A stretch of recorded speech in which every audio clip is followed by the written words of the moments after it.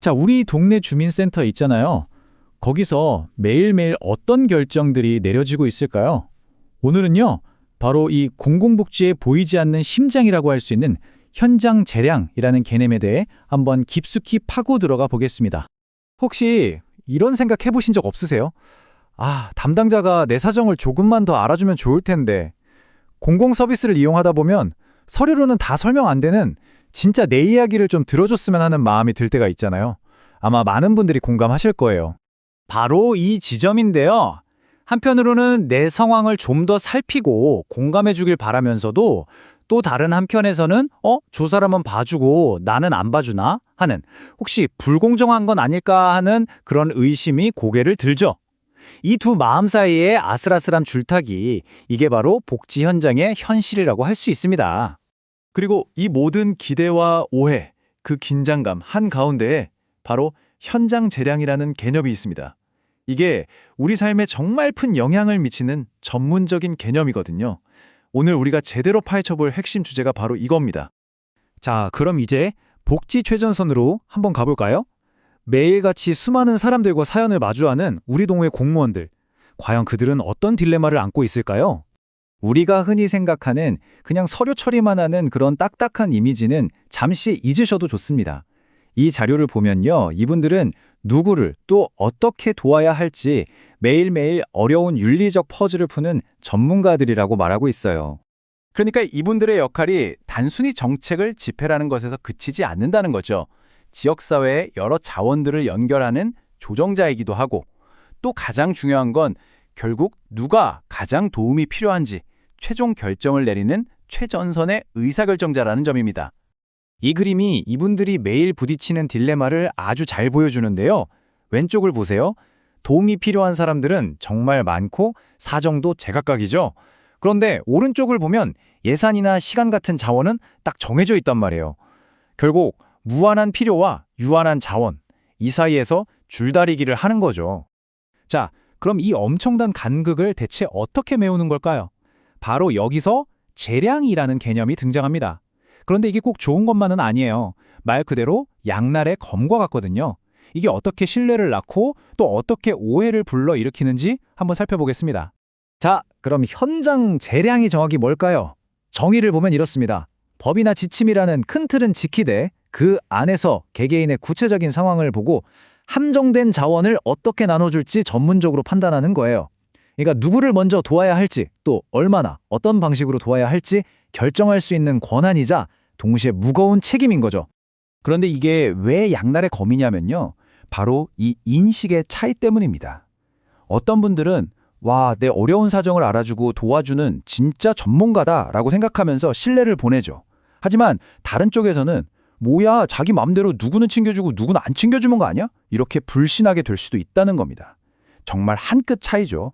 그럼 이 신뢰와 불신을 가르는 결정적인 차이가 뭘까요? 바로 공정성과 투명성입니다. 아무리 좋은 의도로 재량권을 사용했더라도 그 과정이 투명하게 공개되지 않으면 사람들은 저거 편애하냐? 하고 오해할 수밖에 없거든요. 이게 정말 핵심입니다. 좋아요. 그럼 어떻게 해야 신뢰를 만들 수 있을까요? 요즘 복지 시스템은 이 공정성과 투명성을 확보하기 위해 어떤 노력을 하고 있을까요? 그 해법의 핵심은 바로 이겁니다. 이제는 담당자 한 명이 혼자 결정하는 시대는 지났다는 거예요. 대신 여러 사람이 함께 머리를 맞대고 체계적인 과정을 통해 결정하는 방식으로 바뀌고 있습니다. 어떤 식이냐면요. 이런 과정을 거치는 거예요. 일단 담당자가 초기 평가를 하고요. 그걸로 끝나는 게 아니라 동료들과 다 같이 모여서 사례 회의를 합니다. 이 경우는 어떨까 하고 토론하는 거죠. 심지어 필요하면 외부 전문가들로 구성된 자문위원회의 검토까지 받고요. 그리고 이 모든 과정을 꼼꼼하게 기록해서 최종 결정을 내립니다. 이제 한 사람의 판단이 아니라 시스템으로 서로를 견제하고 보완하는 거죠. 그리고 이런 결정을 내릴 때 그냥 감으로 하는 게 아닙니다. 여기 보시는 것처럼 어떤 사람을 먼저 도와야 하는가에 대한 합의된 우선순위 기준이 있고요.